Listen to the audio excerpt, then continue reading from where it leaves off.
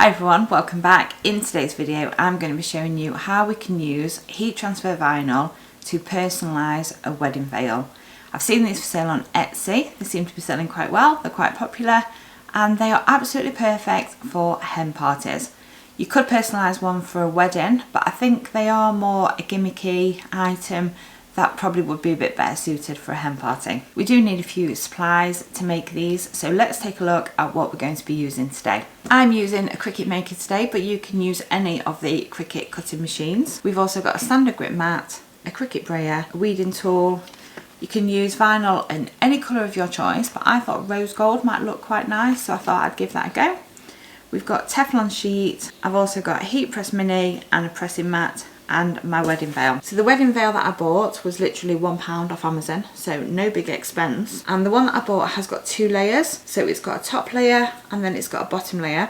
And we're going to vinyl on the top layer. When it's in the bride's hair, it will fall really nice and the vinyl will be on the top. The next thing we need to do now is we need to head over into Cricut Design Space and we need to design the text that we're going to put onto the veil. Now we're over in Cricut Design Space, we need to design the text that we're going to put onto our veil. We're going to click on the text box on the sidebar and it's going to bring us up a text box. So the text I'm going to write at the top is soon to be, and then I'm going to leave that one there and then I'm going to start a new text box and then I'm just going to put Mrs. Smith, because that's a nice popular surname. At this point now, if you was making it for a bride for a hen party, you would insert their surname there. So for the soon to be, we need to choose a font. So we're going to head up over to fonts and I'm going to go into my system fonts and we're just looking for quite a nice bold font that's not overpowering because it's only just going to be at the top. And I quite like this one, a lessened round. So we're going to select that and I'm now going to make that to be 5 inches wide. There we go, and then that's just going to sit up here. For the name Mrs. Smith, I'm looking for a bit of a nice romantic looking font, I think. A bit like you see on wedding invitations when the name of the bride and groom and it's quite flowy and looks lovely. So we're going to go through our system and we're going to find a font that might be suitable for that. We need to bear in mind that we are cutting this out of heat transfer vinyl, so the font that we choose doesn't need to be too thin and also it needs to be able to just cut out as one solid font as well, so we do need to bear that in mind. So we're going to go back over to our fonts and we're going to go to system and we're going to start scrolling through. Now if you're unsure, then you could select a font like that, and then if you want to compare them you could then go over and do a text box and put Mrs. Smith again, go back up to the fonts, keep on scrolling and then you can choose another one. And as we can see on the screen now, we've got multiple different fonts, so we can compare them and see which fonts we actually prefer. So here we can see with this font, it's very thin, it's got some very thin parts to it, so we have to bear in mind when we're trying to cut that out of heat transfer vinyl how it's going to cut out and how it's going to press onto the veil. The font I quite like is I Miss Your Kiss, so I'm going to type that into the search bar and here it is. Here we can see now this is the font that I quite like. I think it looks quite girly, quite romantic, so we're going to delete off those and we're going to stick with that one. I'm going to make that one 10 inches in width and hopefully that's going to make it easy for us to line them up to be central. You can, when you're cutting, you can cut soon to be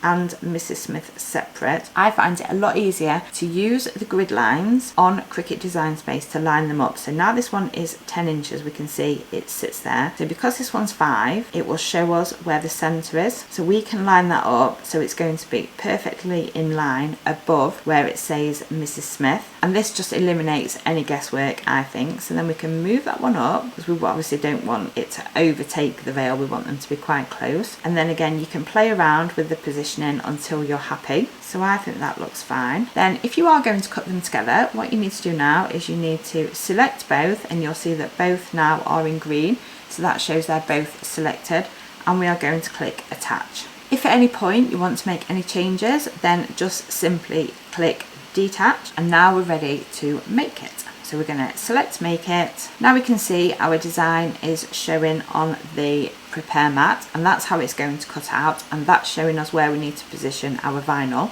Because we're using heat transfer vinyl, at this point now we need to mirror our design so it cuts out the wrong way round. Now we need to prepare the vinyl on our mat ready to cut. So here I've got my standard grip cutting mat, and here I've got my piece of rose gold vinyl. For heat transfer vinyl, you need to make sure that the shiny side is face down on the mat and the dull side is at the top. So we're going to line that up as it was on our prepare mat, and the design was at the top. I am going to use my Cricut brayer just to secure that down. Once that's firmly on the mat, we're going to load it into our Cricut cutting machine. So we're going to place the mat in, and we are going to click on the arrows, and that will load the mat. In Cricut Design Space, we now just need to click on continue. May take a few minutes, but once it has located your Cricut machine, then we need to select the materials we're going to be using. I'm going to use premium vinyl, and I do always like the pressure to be more, just to make sure that it gives us a really good cut. Once that's all done, we now need to click on the flashing Cricut button on our machine and start the cutting process.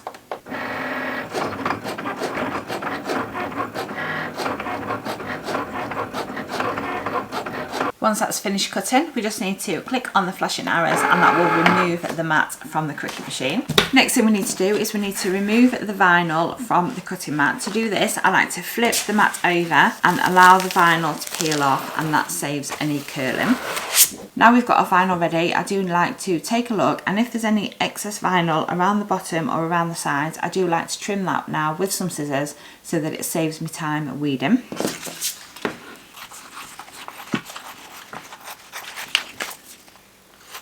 Once that's done, we are now ready to start weeding our design. Now we're ready to start weeding our design. If it's cut through perfectly, weeding will be a breeze. If when it's on your cutting mat it doesn't look like it has, then do not remove the mat, just press the Cricut button again and it will do another cut, and that way it will cut it again in exactly the same place. If you remove the mat and put it back in again and then try and cut it again, it could be in a slightly different position. It's always best to make sure that the material has cut through perfectly while it's still loaded into the machine, because then you can just run it through and do another cut. So we're now going to weed away any of the excess material that we do not want to be on our wedding veil, and we're just going to carefully remove all of the excess vinyl. Once all the excess vinyl has been removed from the outside, we need to go through and we need to remove all the vinyl that we don't want that has remained inside of the letters. Once it's all been fully weeded, that is the design that you are left with, and that is what we're going to press onto our wedding veil.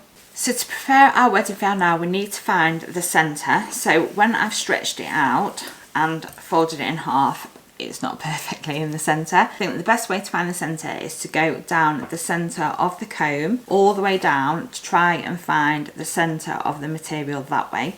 Now we do need to bear in mind we need it to be the right way round as well. We don't want to vinyl it onto the wrong side. So once we've found the centre of the comb, we're just going to follow the line down, right down to where we want our vinyl to be positioned. As well as finding the centre part of the veil, we also need to find the centre part of our design. So we're going to fold it so it's carrier sheet to carrier sheet side. We don't want to do the sticky side. And we're going to line up the edge of the letters, and then we're just going to make a crease, and that's going to find the centre point of our design. So this is roughly the centre part of the veil, and we're going to line that up with the centre part of our design. We need to make sure that the material underneath the heat transfer vinyl is flat, so we don't want any crinkles in it. As well as lining it up going straight down, we also need to make sure it's in a straight line. The other way I like to make sure that it is positioned in a straight line is just to take a ruler and measure between the bottom of the veil and the top of the letters and go across, and this will also help us to make sure it's all straight. Once the design is lined up nicely on the bottom of the veil, it's now time to press it on. So I'm going to use my heat press mini. So I'm going to turn that on, and I'm going to turn it on to the highest setting. I am going to use a Teflon sheet, and I'm just going to pop that over top of my design and the veil just to protect the veil when I apply the heat. Once our heat press has heated up, we're just going to take that and we're just going to rub it over the design, applying a small amount of pressure to allow the heat transfer vinyl to adhere to the veil. Once we've done that, we just need to let it cool for a few seconds, and we're just going to peel back the Teflon sheet, and then we're going to slowly peel back the heat transfer vinyl and we're going to keep doing that to make sure that it has adhered to the veil. If at any point, like here, it's sticking a bit, then we're just going to replace the carrier sheet, place back over the Teflon sheet, and we're just going to apply a bit more heat and pressure to that area just to make sure that the vinyl is stuck down well. And again, we're just going to keep repeating that just to make sure that all the vinyl has adhered to the veil. Once you're happy all the vinyl has adhered to the veil, then you can completely remove the carrier sheet. And there you have your personalised wedding veil, perfect for a bride-to-be celebrating their hen party. And like I said earlier, you could use these for actual wedding veils, but I think they are more of a gimmicky item that are used for hen party. I really hope you enjoyed this tutorial. I will link down below in the description all the supplies that I use to make these wedding veils and where I purchase them from, and I will look forward to seeing you again in my next video. Thank you ever so much for watching. See you soon.